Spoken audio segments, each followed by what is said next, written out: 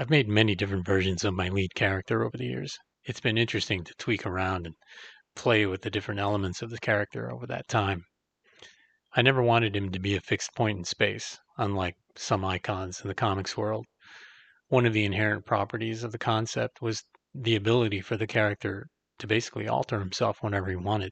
I portrayed him at one time or another as a master of transformation, capable of physically altering his appearance in slight ways for stealth or simple disguises. In simple terms, his most direct inspiration were some of the images of Japanese oni. Some of the more intimidating of these had pronounced fearsome teeth or horns. Some of them had long hair, fierce eyes. But rather than lean into the more cartoon-like qualities of these references, I wanted to give them technological corollaries.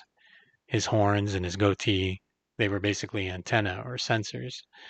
The hair, part of the stealth slash disguises he employs. But also, this feature in particular was something I wrote about but never directly explained. Some parts of his appearance, clothes, and especially the hair, they were written into early drafts as things the character purposely did to personalize his appearance after absorbing or experiencing certain types of media, namely music videos. In my story, he basically has a younger brother robot, and each of them chooses different attributes to differentiate them from their sibling, much like brothers in real life often do. Some of the more Western concepts, the pitchfork emblem on his chest, well, that's something that I wanted people to read as maybe a natural artifact of the way the plates in his armor fit together, or some other technical residue or reason, and it gets interpreted as a pitchfork. It's something to tell you he might be the bad guy. The pattern on his stomach was a character of his own face, a sad face and a goatee, basically. But another clue to the devilish or demonic origins and nature of the character. Tons of designers use skeletal underpinnings on robot designs these days. And to be fair, the Terminator franchise was one of those really watershed moments that helped solidify this design trope. I keep most of those elements as details for light to play inside the character. Years ago, when I worked on Battlestar Galactica, one of the briefs for the new robots, the robot Centurions, was that there be absolutely no doubt that they were not people in costume. The solution was to use extreme proportions, or at least one of the solutions. It was given an incredibly thin waist and certain joints that were nearly impossible. The forearms transformed into machine guns. And the ankles alone were so thin as to exclude even the great Doug Jones from slipping into a costume. But Anjin here has a silhouette that is mostly human. It's the gaps between the padding, plating, armor, and other parts that I have been playing with over the years. Modeled mostly in ZBrush, Anjin has skeletal internal elements that are really only visible in these gaps. In some scenes for the animated short, I have exposed different parts of the skeletal bits for dramatic effect and took some time to design a lighting rig that helps reveal his mood, so to speak, in some scenes, as well as reveal a lot of those details. While Engine has changed over the years, drawing him has definitely become a tighter exercise. There are versions of him I have rendered and painted with very different details, but the essentials are still there. The color scheme, the armor, the antenna, sometimes the hair. It's not that I viewed them as non-negotiable to his appearance, but I wanted him to be recognizable with elements that I enjoy rendering or drawing. Blender has been a real game changer in the visual development of encoding Bushido. The combination of its real-time engine, Eevee, and real-time compositing module that works with Eevee now have enabled further evolution in this world.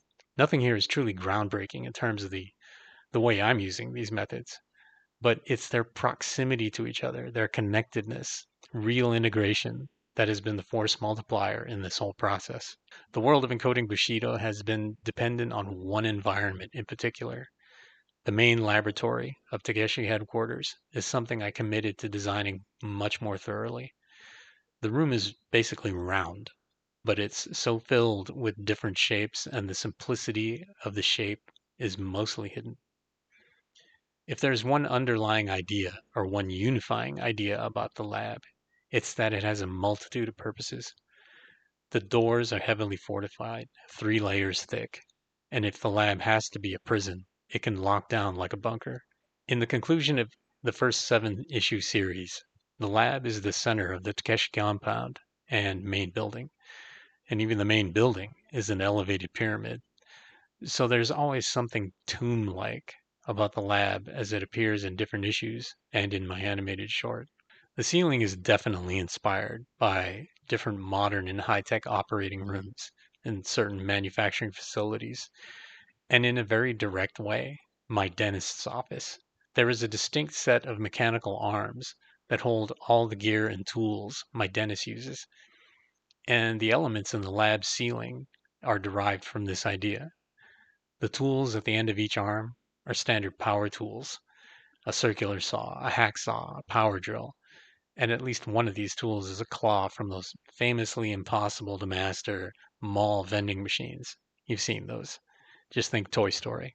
A very underrated, very useful supporting character or characters in Encoding Bushido are my one-armed droids. There have been so many versions of these little robots across the series, but the version in the animated short has been the most tightly developed.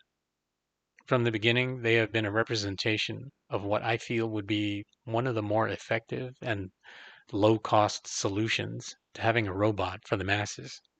It's just an extra hand, a helping hand, and I even at one point called them helping hands. They provide some comic relief, much like the robots in Tony Stark's lab in the Iron Man films. One of the more subtle ideas on the visual development of my comics has been that Takeshi's designs always needed to be a little more advanced or slick than the other designs of the world. It's something to reinforce how ahead of the game he is in this world, and visually, many of the other robots are much more crude or clumsy looking at times.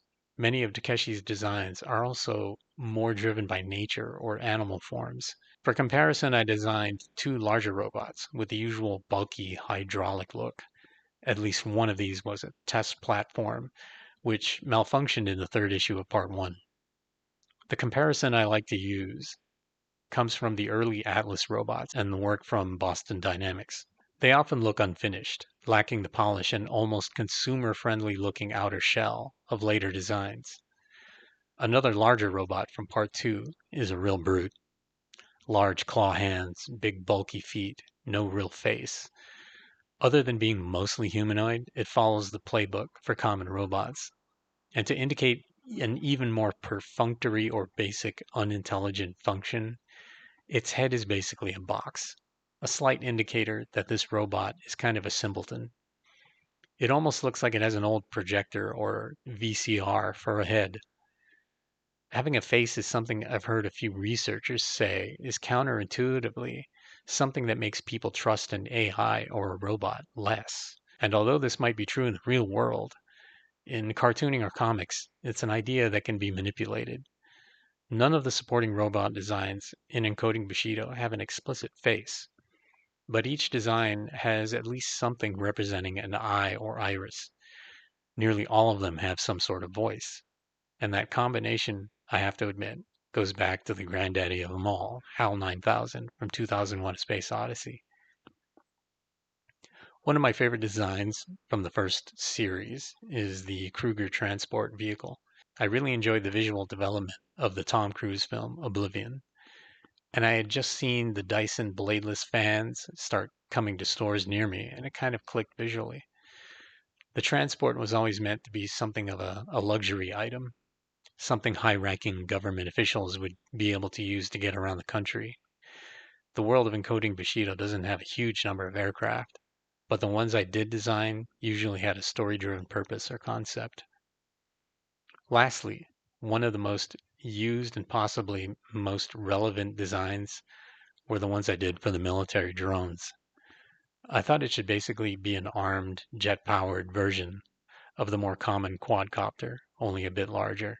Smaller than a typical attack helicopter, but with the same firepower, smaller profile, large numbers, and basically the ability to swarm a target like giant killer bees. I use a lot of them in the comics. They just seem like one of the natural evolutions of the quadcopter technology when it's applied to military purposes. That's scary stuff. Large portions of this visual development are ongoing. The short film alone dives deeper into some of these designs and techniques that go beyond the graphic novel concepts and into full animation and visual effects. So subscribe for more future videos and progress on the evolution of these projects.